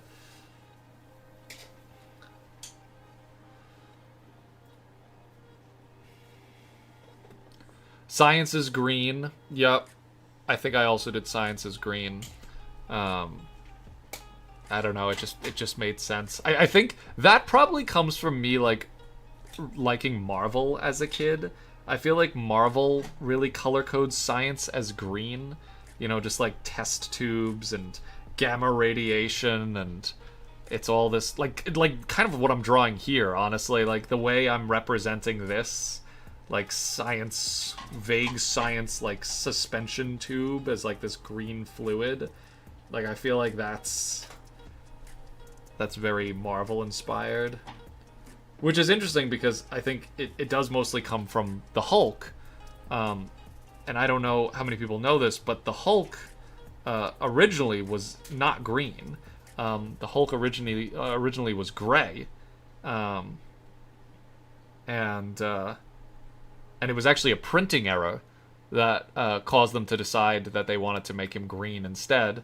And they literally were like, "Whoa, what characters do we not have? What color, like, what strong color identities have we not used on our characters yet?" And I believe Stan Lee has said that he said, "Well, we haven't done green yet," and so they just made the Hulk green, and then that whole like gamma color coding as green kind of stuck.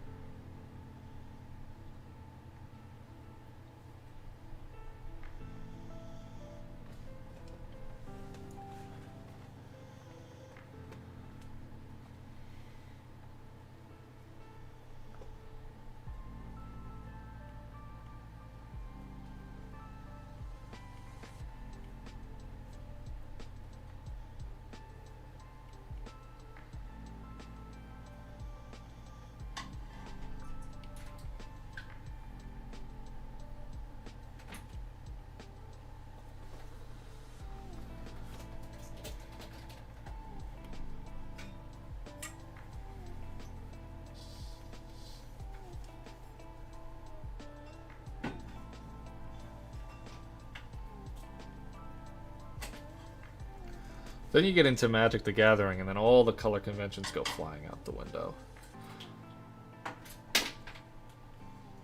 Or rather, not that they go flying out the window, but if you have, like, preconceived, notions for what colors might be, and then you start playing Magic the Gathering, then they shift based on how important colors are in Magic the Gathering. Red is aggression, playing fast, dealing a lot of damage. Blue is a lot of counterplay, a lot of draw power. It's, in the lore of Magic the Gathering, it's sort of associated with, like, intelligence, studying, academia, that kind of stuff.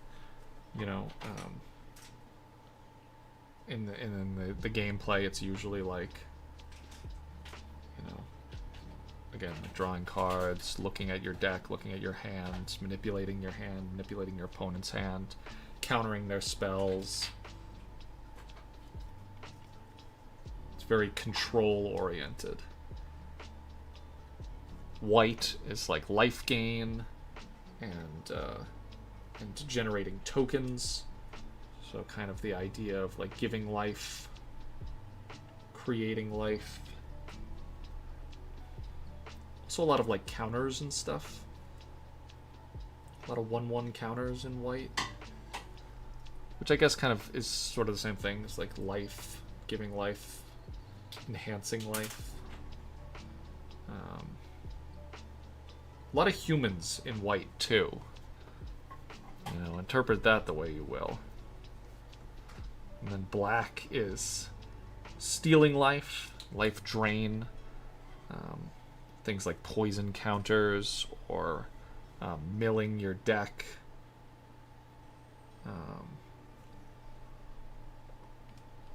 So kind of anti-life. And then green is like raw strength, sheer physical power, creatures with a lot of toughness and power, they can hit you for a lot of damage, having a lot of lands, searching for lands, using lands as a weapon.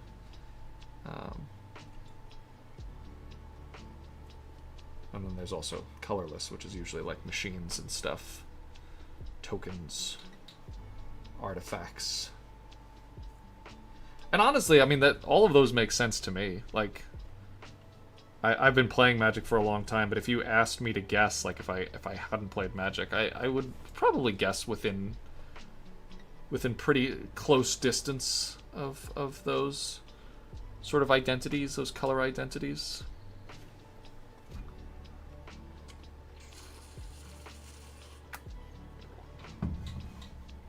Ooh. I'm looking up and seeing the conversation. What color would Jack be if he was Hulkified? I like Pink Hulk and Golden Hulk. But then someone did say... We're Hulk hybrid. Okay. Well, I like someone saying that you would be the Pink Hulk, Claire. I wouldn't Hulk out. That's not really in my future. Well, don't you know, Claire, that when a woman hulks out, she's still in control of her emotions? I said I was Pink She-Hulk. Isn't She-Hulk's transformation trigger like sadness or something? No, she can just transform whenever she wants. Oh,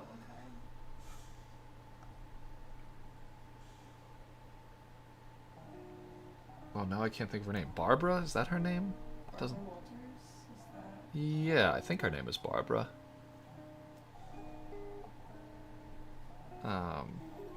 Yeah, she can just transform whenever she wants. She's in complete control of her hulking. White-skinned Hulk with glasses. That's actually fucked up. I do like White Hulk. Just a big ripped guy.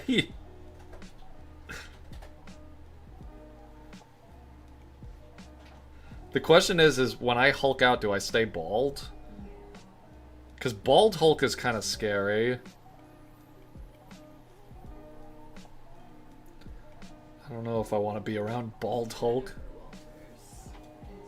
Jennifer Walters. I don't know, where the fuck did I get Barbara from? I don't know where I pulled Barbara out of it. It didn't sound right when I said it. And then I was gonna say Jessica Walters, but that's an actress.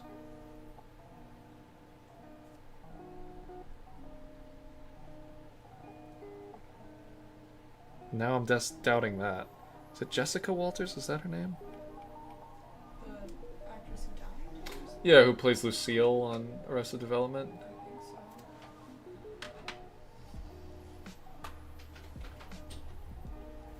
Jessica Walter. Just one Walter. It's not multiple Walters. It's just one Walter.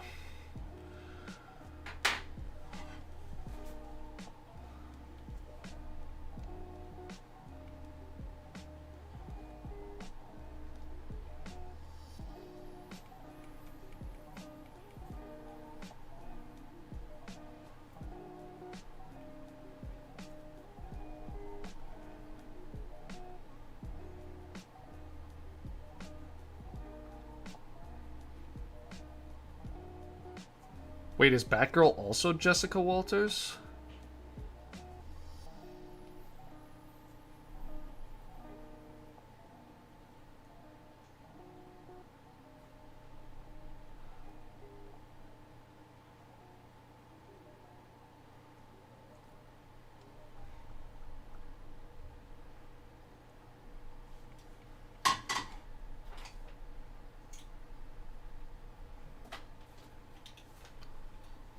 Pasty white bald nerd Hulk. You won't like me when I'm nerdy. That's good. That's gonna be the new slogan for Subjectively. I'm gonna like adopt like a 2000s era YouTuber persona where I'm just like always mad about things. The pasty white nerd Hulk reviews. The Backrooms movie. Might be the worst video of all time.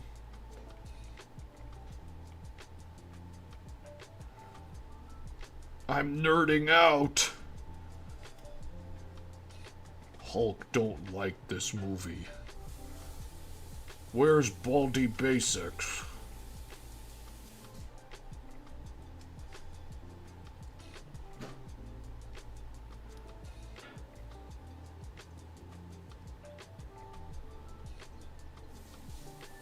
I have to do art therapy to keep me from hulking out. If I don't draw anything for a full day, I go crazy. I go berserk.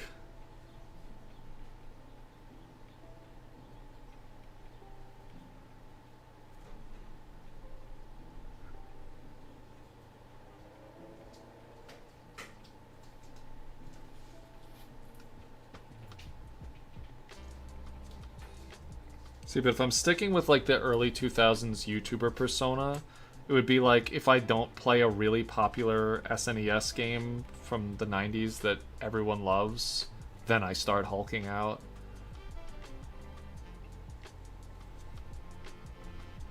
If I don't play Ocarina of Time, if I don't play fucking Banjo-Kazooie, I know none of those are SNES games. I don't know. What's an SNES game that everyone loves? Mario? Super Mario World?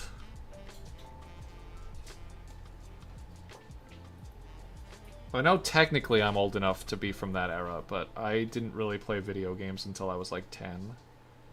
So I'm more of like a Game Boy Advanced DS era gamer.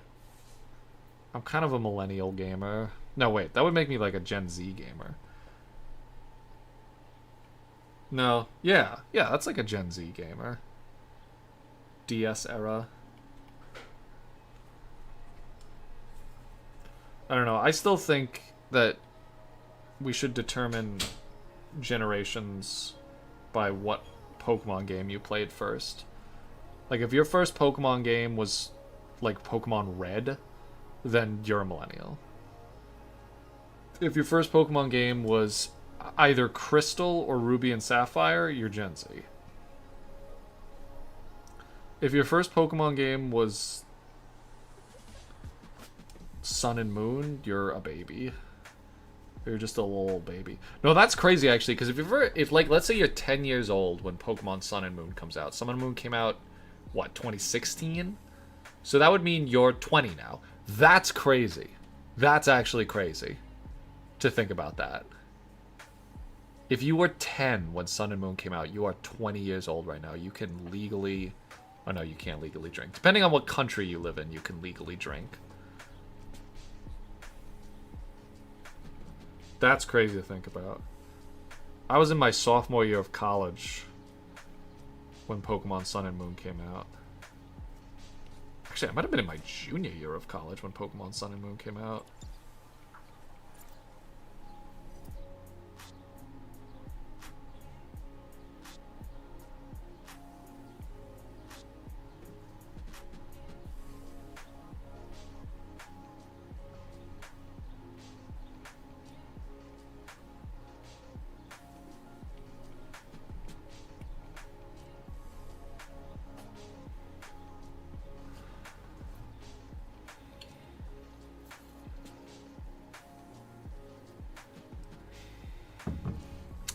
Wow, if your first Pokemon game was Pokemon Go...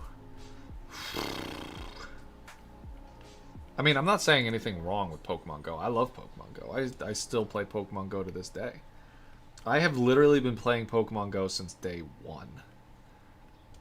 I am a day one Pokemon Go enthusiast. I'm not a hardcore Pokemon goer, though. It's tough now that I don't live in a city anymore. Pokemon Go is way more fun when you live in a city. Living out in the suburbs, there's no one to do raids with.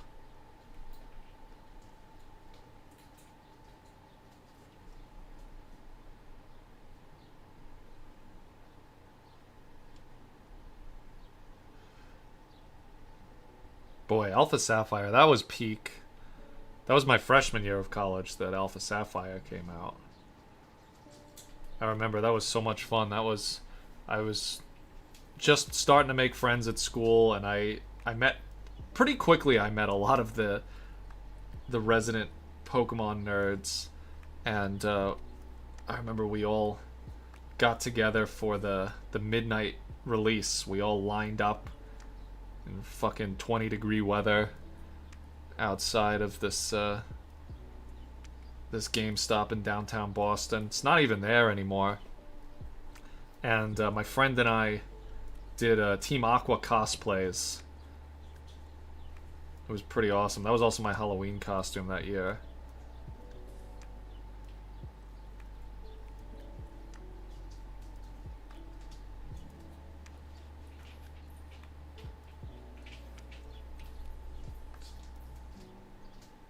And then for a while that was our tradition. Up until Sword and Shield, we would go to that same GameStop and wait in line for the midnight release. Good times.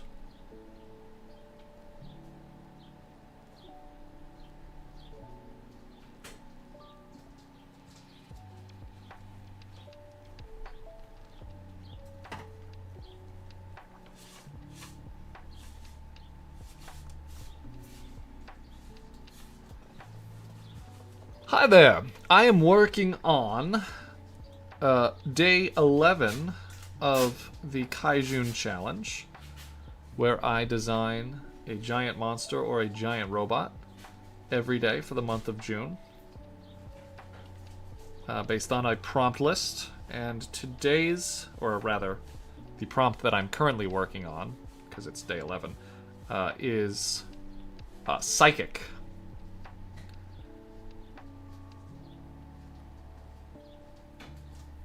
And as you can see, the psychic connection here is happening between the pilot suspended in goo and the machine itself. Clean up this human figure a little bit.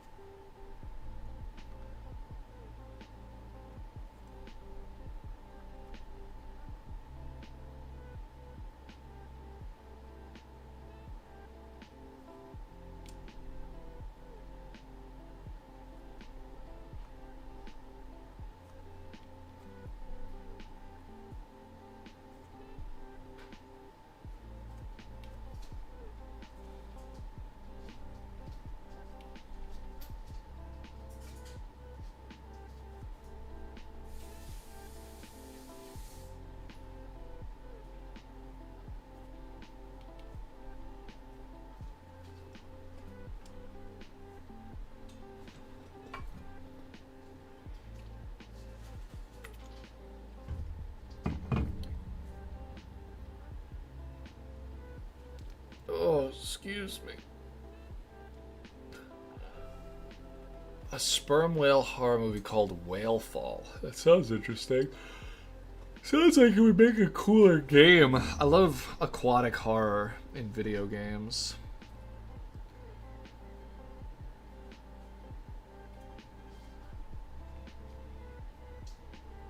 That's the other thing I want to put on my wish list. I want to put Subnautica 2 on that bad boy.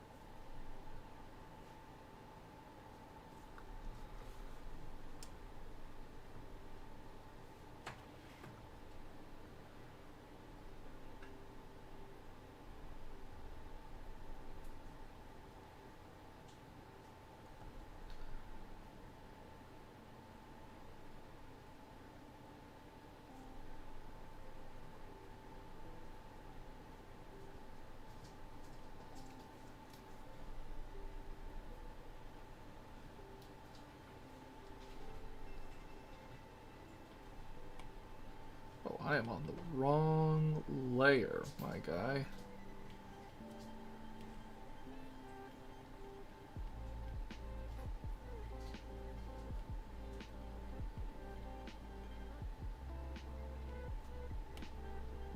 I was wondering, I was like, why is the drawing assist back on?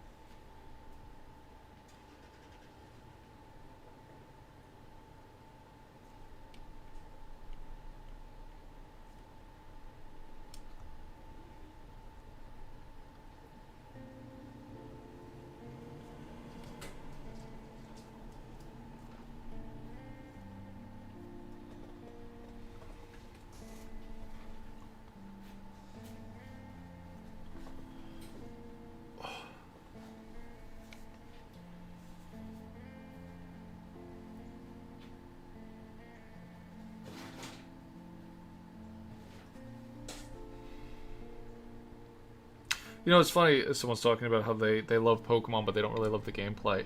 I feel the same way, honestly. I've never really loved turn-based RPGs. And, like, I know a lot of people like Pokemon for, like, the competitive side of Pokemon. I don't.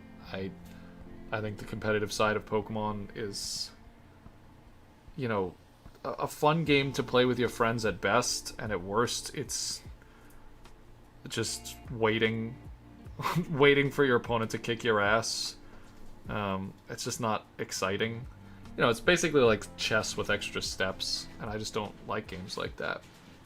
But I do love exploring, like, Pokemon games. I think the more that Pokemon games have become, like, open world games, the more I've been enjoying them. Like, Scarlet and Violet, aside from all of its glaring, you know, performance issues, I really like the gameplay of Scarlet and Violet, you know, exploring the world of Pokemon, rather than just, like, sort of moving through this two-dimensional grid space, and just battling people. You know, I think Pokemon games more and more have become more than just, you know, turn-based RPGs, and I do love that. I also love things like shiny hunting, and I liked that they had raids in Sword and Shield. If they brought something, I mean, they had the Terra battles in Scarlet and Violet, and I liked those too. Scarlet and Violet also had a better story than a lot of other Pokemon games. It's still not a great story, you know, just in general. But as far as Pokemon games go, I enjoyed it. I also really liked how Scarlet and Violet put an emphasis on bonding with your Pokemon as part of the story. That's why I love Koraidon so much. Koraidon as a character, as a legendary Pokemon. Usually legendary Pokemon are like these, deities that you meet at the end of the game. They don't really feel like your friends the same way other Pokemon in the game do. They're just sort of like these really powerful creatures that you can use to beat the Elite Four. But in Scarlet and Violet, you start the game with your legendary, and you can't use it in battle, but you do use it to help you navigate the world.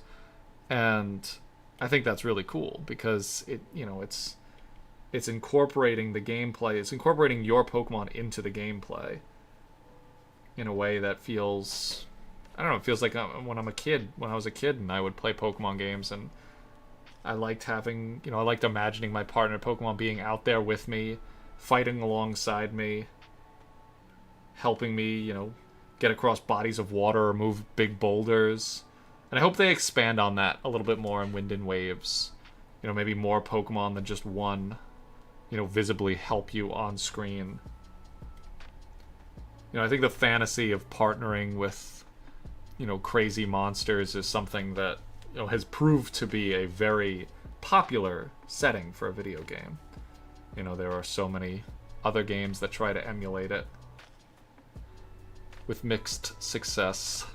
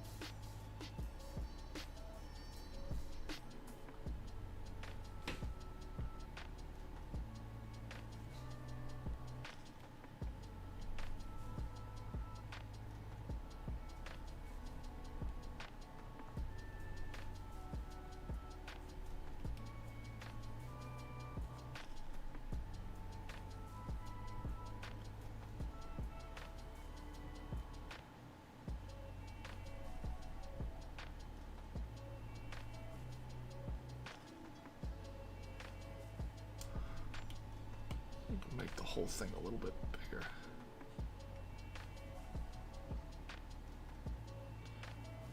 There's room on this canvas for it to breathe a little bit still.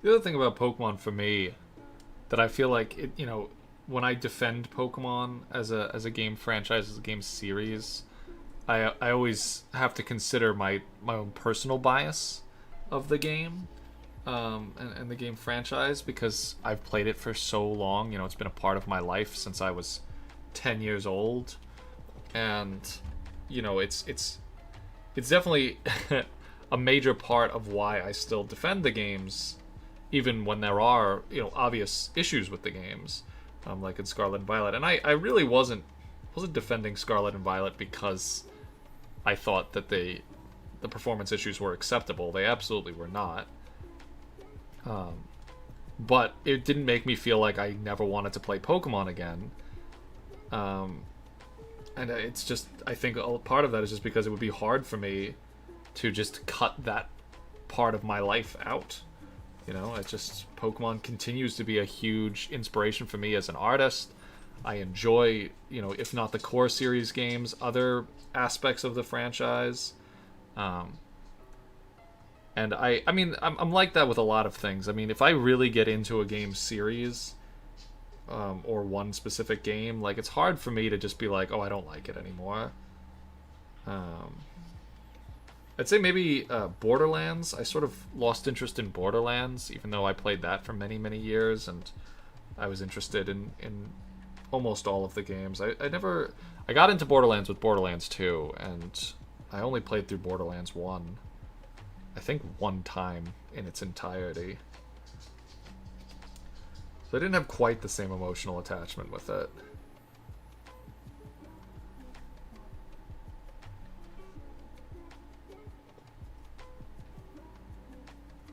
Yeah, and I mean, I always just get excited again because, like, I don't know, it's been a part of my life for so long, the idea of new Pokemon releasing and how, you know, and what kind of cool new designs and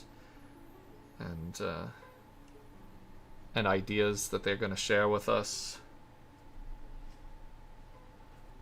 It's a fun game to play with friends too. Like, it's always a good time to sort of see where your friend is in the game, and I always like, you know, having little battles with my friends throughout as we progress through the game.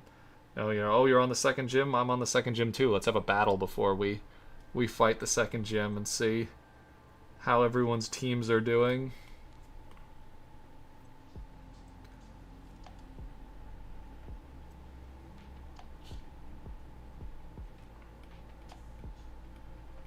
I guess a lot of what I like about Pokemon is fun that I kind of make for myself. And I think that with a lot of Nintendo games, that's what they're really good at. They're really good at giving you the tools to make your own fun. And so that's what I love about games like Pokemon.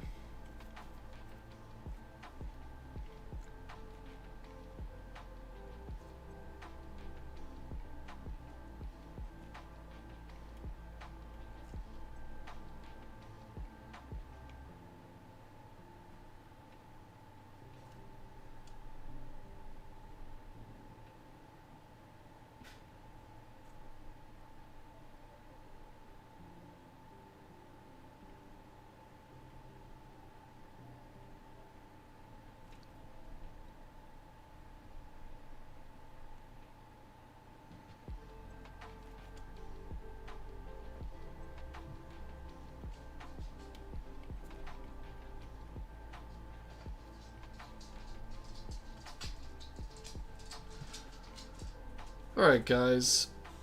This has been a lot of fun, but I can hear... Let me just show you guys something. This is Panko asking for a walk. What do you need, Panko? Don't walk away. We took kind of a short walk this morning, so she's anxious for another walk. What do you want to do? You want to go for a walk? You want to go? Oh, and my iPad is dying. So I think I am going to wrap up the stream there. I'm not quite done with this yet, but I made some good headway on it. I'm very happy with how it's looking so far. I'll probably finish this off stream, but tomorrow we can work on some more stuff.